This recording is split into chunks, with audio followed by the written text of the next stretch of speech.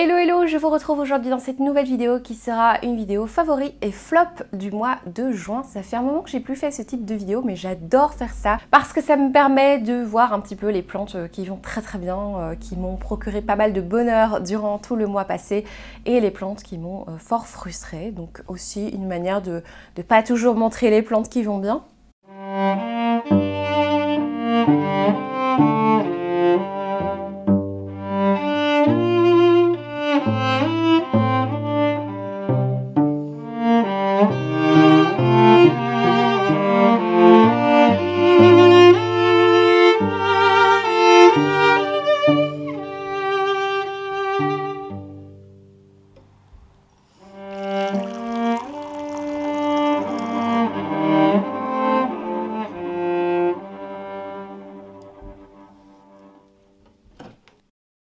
Je vais commencer par une plante que je vous avais déjà montrée dans un vlog, mais qui a encore évolué. Donc c'est une plante qui, pour le moment, pousse plutôt bien.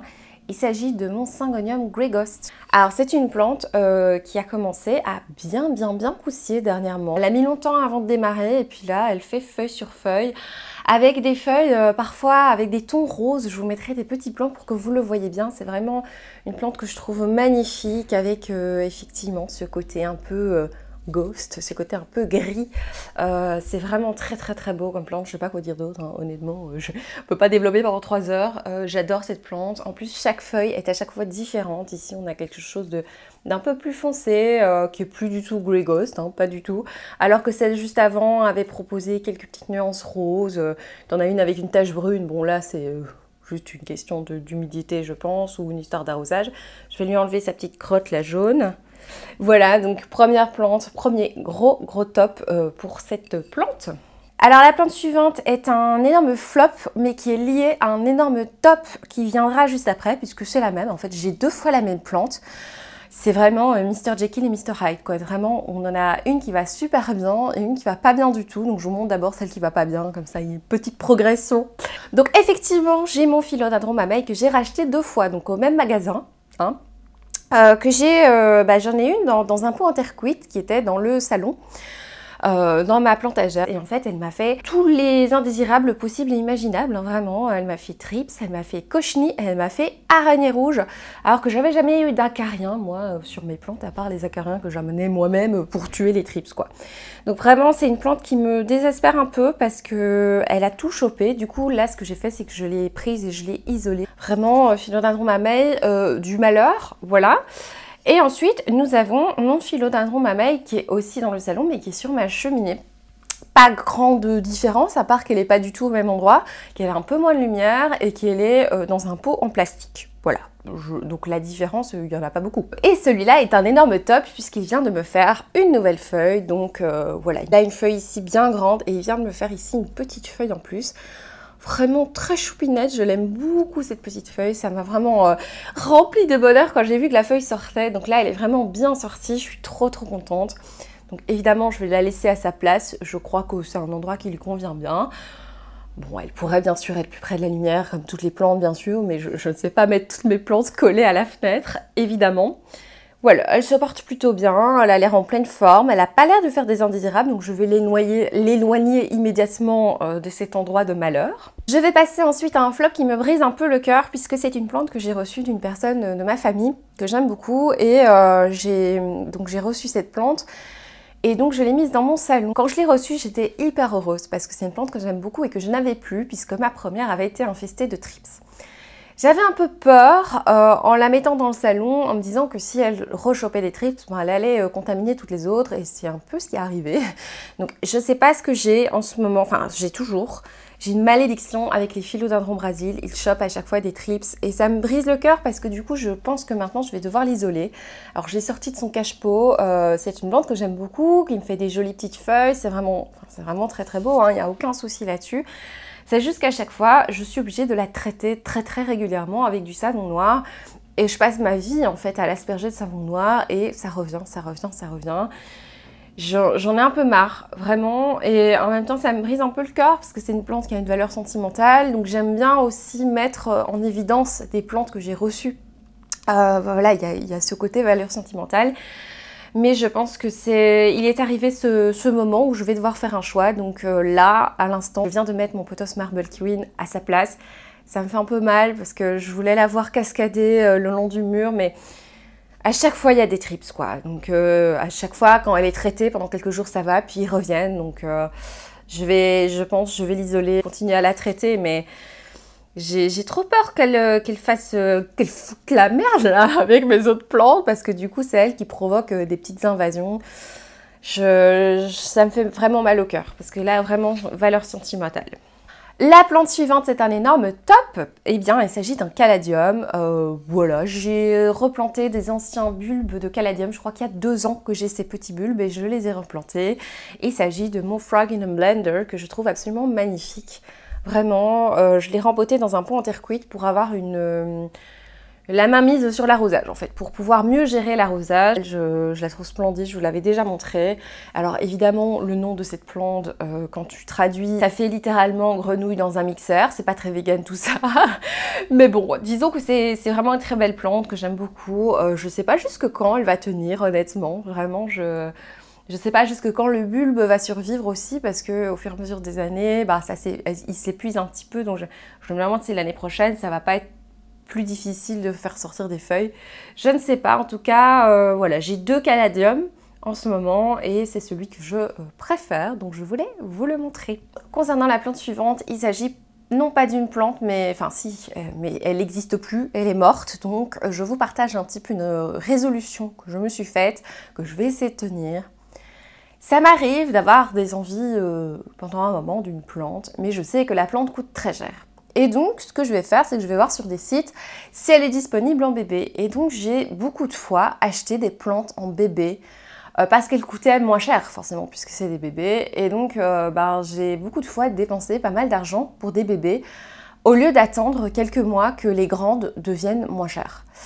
Et donc la résolution que je me suis faite, c'est à cause de la mort prématurée de mon Philodendron giganteum blizzard dont je vous ai parlé dans le dernier vlog. Alors dans le vlog d'avant, je vous disais qu'il avait tout le temps soif, que c'était vraiment compliqué parce qu'il avait des toutes petites racines, je devais tout le temps l'arroser et que j'avais peur un jour de l'arroser de trop. Dans le vlog d'après, il allait pas très bien, il y avait une feuille qui était en train de sortir mais il avait 2 feuilles un peu jaunes donc j'ai suspecté en fait que je l'avais trop arrosé mais voilà, j'étais pas encore sûre que c'était ça. Du coup, qu'est-ce que j'ai fait comme une quiche? Je l'ai rempoté en pont.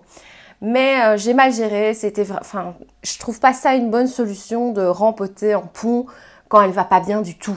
Et ben, c'est ce que j'ai fait, je l'ai rempoté en pont et ça l'a tuée forcément.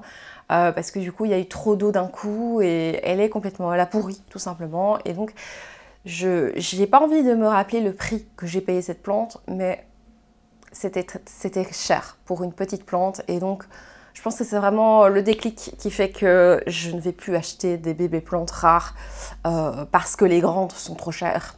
Je vais juste attendre et au pire, au mieux, quelques mois plus tard, les plus grandes sont moins chères et peut-être que j'ai même plus envie de les acheter, vous voyez ce que je veux dire. Bon, le giganteum, j'aimais beaucoup cette plante, je la trouve, c'est vraiment une plante magnifique, mais je vais attendre qu'il soit moins cher qu'en grande plante. J'avais eu le cas avec un mélanochrysum, un bébé mélanochrysum. Bah forcément, il est mort assez vite et c'est nouveau, c'est une plante assez chère. Il y a en ce moment, sur Plants, il y a le Philodendron gigas qui est en tout petit. J'avais hésité, mais là, c'est bon. Donc voilà, je partage avec vous cette résolution parce que vraiment, c'est de l'argent jeté par la fenêtre. Les seules plantes que je suis d'accord je suis d'accord avec moi-même de racheter en bébé, ce sont des alocasias. Parce que j'ai eu plusieurs fois l'expérience, surtout particulièrement une très très bonne fois, l'expérience d'acheter un bébé alocasia et de le mettre en pont et de voir que ça devient une plante extraordinaire.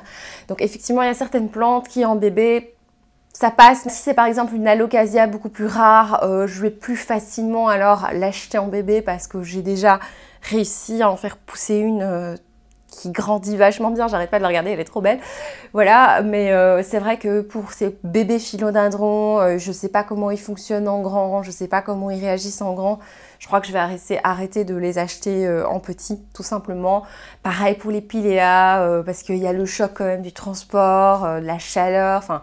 Bref, je crois que je vais me faire cette petite résolution. On va essayer de voir si ça tient, parce que la fille, elle aime bien acheter des bébés plantes. Donc voilà, c'est fini, les plantes chères. En tout cas, en bébé plante, je pense que c'est ma résolution. Alors, je venais de vous parler justement des bébés Alocasia. Je vous montre donc mon Regal Shield que j'ai acheté il y a quelques mois en bébé et qui actuellement est en pont, et je vous remettrai des plans, mais je vous le montre à chaque fois. Je crois que je vais vous montrer 2 fois en vlog dernièrement, tellement j'adore. Il a encore poussé de folie. Là, en ce moment, il est sous mon humidificateur, donc il se plaît à merveille. Il commence à devenir quand même bon là, c'est un moyen Alocasia, mais je commence à entreapercevoir ce que ça peut donner quand il sera grand. Et je vous avoue que j'ai hâte de vivre ça avec lui. Donc voilà, je suis trop contente. Il a passé le cap du bébé. Je pense qu'on peut dire que c'est un petit adolescent. Allez, il a 10-11 ans, quelque chose comme ça, un pré-ado. Voilà, je l'aime beaucoup. Je fais pas grand chose pour le 31, à part que je remplis le fond du pot quand il est complètement sec. Donc quand il reste encore un tout petit peu d'eau, j'attends quand même quelques jours. Je vais pas tout de suite mettre de l'eau. J'attends quand même, quand même quelques jours. Mais regardez, il y a quand même des racines en dessous. Donc voilà, mon Regal Shield, c'est un petit peu ma réjouissance du moment. Je vous avoue que je pourrais encore vous en montrer beaucoup des plantes qui vont bien parce que c'est chouette, ça pousse, c'est vraiment le bonheur. J'adore ce moment de l'année. Alors que je suis plutôt une fille de l'automne-hiver, du point de vue des plantes, c'est vraiment mon bonheur intégral de les voir pousser. C'est un tel plaisir. Je vais quand même repasser un flop et je vous montre encore 2 tops. Et puis je pense qu'on va s'arrêter là parce que sinon je pense que cette vidéo pourrait durer encore des heures. J'ai une plante qui me frustre beaucoup en ce moment, c'est mon Philodendron splendide. Je vous ai un petit peu raconté l'histoire de ce Philodendron splendide qui a perdu beaucoup de feuilles puisqu'il a chopé un coup de froid. Je l'ai acheté alors qu'il faisait très froid et je l'avais laissé dans une voiture alors que j'étais partie au restaurant et il est resté dans la voiture alors qu'il faisait super froid. D'ailleurs, il y en a l'une d'entre vous qui m'a dit en commentaire qu'elle était allée au restaurant avec son piléa, je pense, ou quelque chose comme ça. J'aurais dû faire ça, honnêtement, j'aurais dû prendre cette plante, mais je vais vous montrer, elle est quand même super grande. Donc, c'est mon Philodendron splendide qui est dans ce pot-ci en terre cuite et regardez, il me reste plus que 2 feuilles en ce moment. Alors, je vous ai dit, j'en ai bouturé certaines, il y en a une qui a bien pris, la racine a bien pris, c'est la bouture en eau qui a hyper bien fonctionné. La bouture en pot n'a pas fonctionné, donc je l'ai virée. Voilà. Mais la bouture en eau a super bien fonctionné, elle me fait déjà une nouvelle feuille. Je pense que vous l'avez vu dans des plans dans le dernier vlog. Ici, il reste plus que 2 feuilles, je viens d'en couper une parce que en fait, je me suis rendu compte qu'elle était en pleine invasion de trips.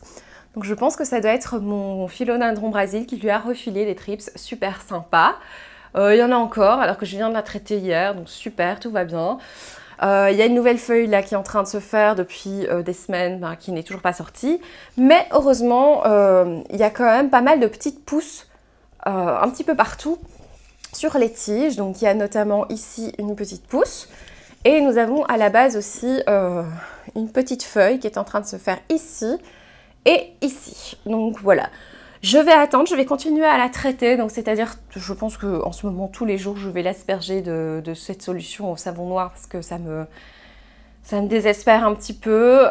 Je devrais éventuellement la rempoter, mais j'ai un flemme. Mais bon, je devrais peut-être le faire quand même. Mon but, c'était de mettre la bouture à la base, mais je ne vais pas le faire tout de suite parce que justement, elle a des trips, donc ça n'a aucun sens. Donc voilà, ça c'est un peu le flop du moment. Alors c'est une plante que j'aime beaucoup et je vous avoue que ça m'arrange qu'elle n'ait pas tant de feuilles que ça parce que j'ai pas beaucoup de place. Donc si elle avait 1 milliard de feuilles tout autour d'elle, franchement je devrais la changer de place et je ne saurais absolument pas où la mettre. Mais bon, je l'aime bien comme ça, franchement, mais j'ai pas envie qu'elle continue à perdre ses feuilles à cause des trips. Donc c'est vraiment une très grande frustration. En plus, c'est une plante que je dois arroser quand il fait très chaud comme ça, tous les 2 jours, parce que bah oui, elle est en terre cuite, c'est un choix que j'ai fait de la mettre en terre cuite, mais du coup, je dois l'arroser beaucoup plus souvent, donc elle nécessite beaucoup plus d'entretien. Mais c'est vrai que c'est quand même, regardez un petit peu la beauté de cette feuille, enfin c'est une super feuille, donc c'est pour ça que c'est une frustration, parce que c'est une plante que j'aime beaucoup. Mais bon voilà, on va attendre un petit peu, peut-être que, parce que ça fait longtemps que j'ai pu acheter d'acariens prédateurs, peut-être que je vais retourner en acheter. je me dis que c'est peut-être l'occasion, ça fait un moment quand même que j'en ai plus mis et ce serait peut-être la solution pour celle-ci. Je sais pas pourquoi j'y ai pas pensé plus tôt, Isabelle. Pourquoi tu l'as pas pensé? Peut-être que acheter des Argyria Predator, ça me force à aller dans un magasin de plantes et du coup ça me donnera envie d'acheter des... C'est peut-être pour ça que j'ai pas été. C'est tout simplement, la fille réfléchit tout haut, tout va bien. Et alors, je vous montre encore 2 plantes. Bon, vous les connaissez, enfin de toute façon si vous me suivez sur la chaîne, c'est toutes des plantes que vous avez déjà vues dernièrement. Mais je vous les montre quand même. J'ai envie de vous montrer mon Calathea Kennedy parce que, vous allez voir, c'est fou. C'est vraiment une plante qui me régale. Je viens de l'arroser, donc ses feuilles sont un peu retombants parce qu'elle avait soif, mais donc c'est une plante avec un feuillage extraordinaire qui ne me fait jamais aucune feuille brune, aucun contour crispy, il n'y a aucun problème. Quand elle a soif, elle le montre et maintenant j'essaie de l'arroser un petit peu avant. Je vérifie plus son terreau. Avant, je vérifiais toujours ses feuilles, mais maintenant, je vérifie plus le terreau. Et regardez, elle a 3 nouvelles feuilles en formation. 1, 2 et 3. Donc, est-ce que cette fille sait compter? Oui, j'en ai 3 en formation, donc c'est incroyable. C'est trop bien. C'est vraiment la seule Calathea qui marche aussi bien chez moi, à part peut-être j'en ai une autre, un bébé qui en ce moment va très bien, mais bon, c'est en ce moment, je sais que ça va peut-être pas durer. Mais ouais, je suis trop contente. C'est quoi ça? Je viens de la dépoussiérer, elle a nouveau dépoussière. Ça, c'est des avantages des plantes avec du noir, avec du foncé. Forcément, elles font plus vite, enfin, on voit plus vite la poussière. Mais trop bien. J'ai l'impression vraiment, je vous avais déjà dit ça, mais que les Calathea plus foncés fonctionnent mieux chez moi. Et du coup elle est assez proche quand même de la fenêtre, donc voilà, j'ai pas une très bonne orientation, donc j'ai pas mal rapproché mes plantes des fenêtres dernièrement, à part mon Pilea Peperomioides, le Morito, qui était collé à la fenêtre et qui ne se plaisait pas. Et donc je crois que c'est parce que, enfin j'en sais rien en fait, parce que la fenêtre est bien isolée quand même, donc je l'ai éloigné et depuis il va mieux. Bon, je croise les doigts, je vous en parle pas plus que ça parce que ça fait pas longtemps du tout, donc ça ne sert à rien que je fasse une dissertation là-dessus, mais j'ai vraiment l'impression que ça aide, ça a un petit peu aidé que je l'ai éloigné de la fenêtre. Parce que sinon, toutes les autres plantes sont super ravies d'être rapprochées de la fenêtre. Et la dernière plante que je voulais vous montrer, je vous en ai déjà parlé aussi, c'est ma chaîne de pique en fait, Variegata. Je vous mettrai le nom officiel ici. Elle pousse de folie. Genre en 3 semaines, j'ai l'impression qu'elle m'a fait 20 cm. C'est incroyable. Elle est juste à côté de la fenêtre, elle a beaucoup de lumière. Enfin, elle a pas mal de lumière en tout cas. Voilà, je teste toutes sortes de lumières pour ces Ceropegia woody, mais celle-là, je l'aime particulièrement parce qu'elle elle pousse de folie, quoi. Franchement, c'est une plante qui pousse super vite. Écoutez, voilà, c'est tout pour cette vidéo. C'était donc cette petite présentation de plantes qui vont bien, qui en ce moment m'apportent beaucoup de bonheur et de plantes qui me cassent les pieds depuis le mois de juin et même avant pour certaines. Donc voilà, c'était l'occasion de partager avec vous et justement de vous demander, vous, est-ce que vous avez des plantes comme ça qui vont particulièrement bien en ce moment? C'est super chouette de partager à ce propos. Ou des plantes qui justement en ce moment vont beaucoup moins bien, subissent justement les forts changements de chaleur. Ou voilà, n'hésitez pas à partager. J'ai encore d'autres choses, hein, mais bon, c'est à ça que serviront les prochains vlogs. J'ai notamment mon McDowell qui me fait une nouvelle feuille, je vous en ai déjà parlé, là elle pousse de folie. Donc trop chouette, enfin. En tout cas, je vous remercie d'avoir regardé cette vidéo jusqu'au bout, je vous fais des gros bisous et je vous dis à bientôt. Ciao!